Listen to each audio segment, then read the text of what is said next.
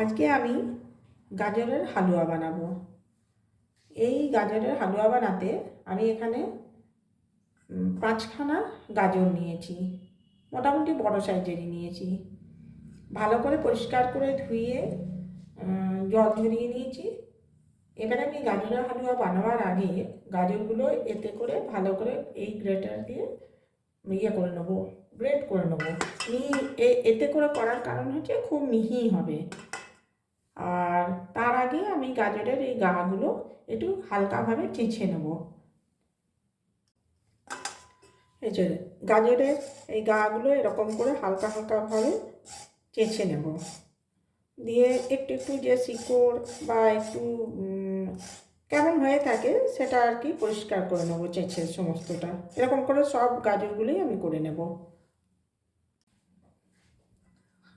দেখুন গাজরগুলোকে আমি এইভাবে ঘষে নেব।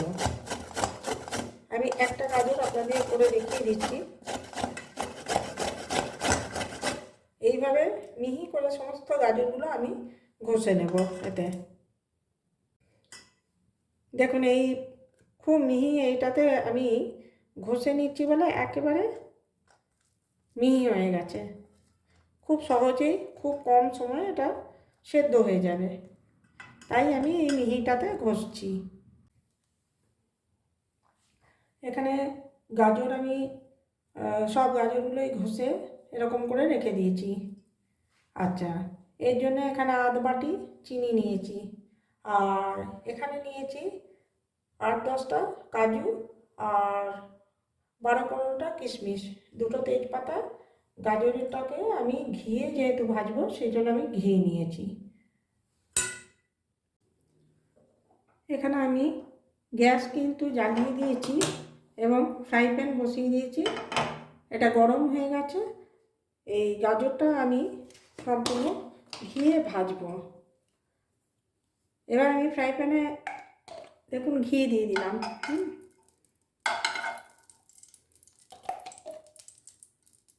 আর একটা জিনিস লাগবে, যদি কেউ পছন্দ করেন তাহলে আপনার এতে গাজরের হালুয়া বানাতে গেলে একটু খোয়া শেষের দিকে একদম, বা দুধ কিংবা আমুল মানে মিল্ক পাউডার যেটা, সেটা দিয়ে বানাবেন আরও টেস্টি হয়।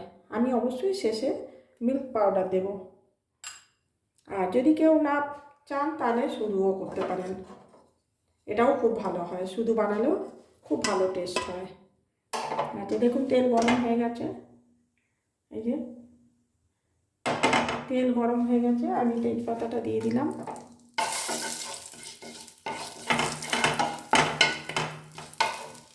এবার আমি গাজরগুলো দিয়ে দেবো এতে।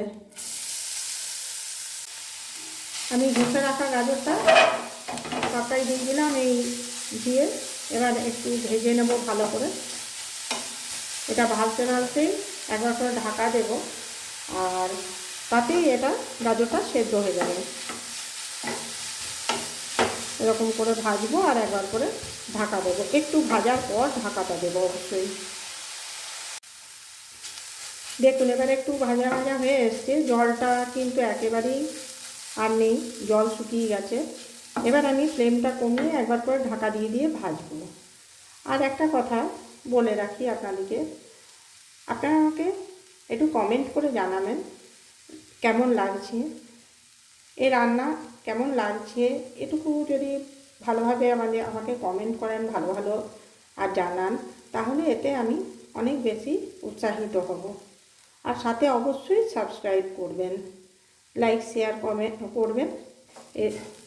এটা আমি আপনাদের সবারই কাছে অনুরোধ রাখলাম।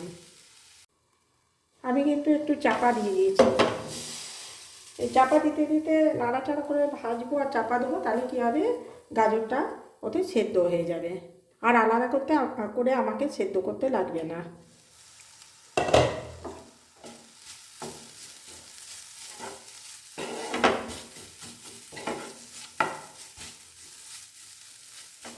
এবারে আমি এতে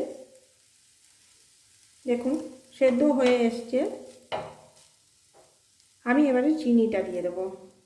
এই যে আধ বাটি চিনি নিয়েছি, এই চিনিটা এর মধ্যে আমি দিয়ে দেব।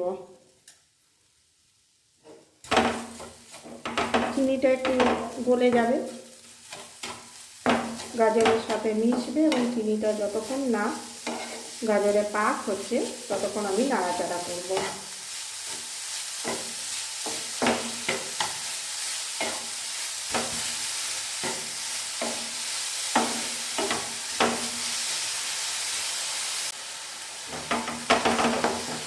এবার দেখুন অনেকটাই হয়ে গেছে, আর কিন্তু একটু হলেই এটা হয়ে যাবে। এই অবস্থায় আমি এতে একটু মিল্ক পাউডার দেব। কেউ চাইলে খোয়াও দিতে পারেন, আর এমনি দুধও দিতে পারেন।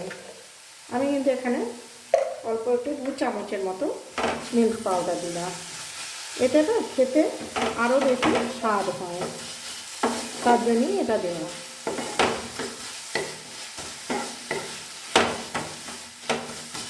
দেখুন,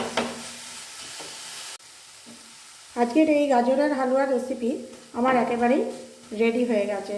এবারে এটা আমি প্লেটে সার্ভ করে দেব, আর ওপর থেকে একটু কাজু কিশমিশ দিয়ে গার্নিশ করে দেব। গাজরের হালুয়া আমার একেবারে রেডি। দেখুন আজকের এই রেসিপি, আশা করি আপনাদের সকলেরই ভালো লাগবে। তাহলে আজকে রাখি, আবার আগামী পর্বে আবার কোনো রান্না নিয়ে আমি হাজির হব। সবাই ভালো থাকবেন, সুস্থ থাকবেন।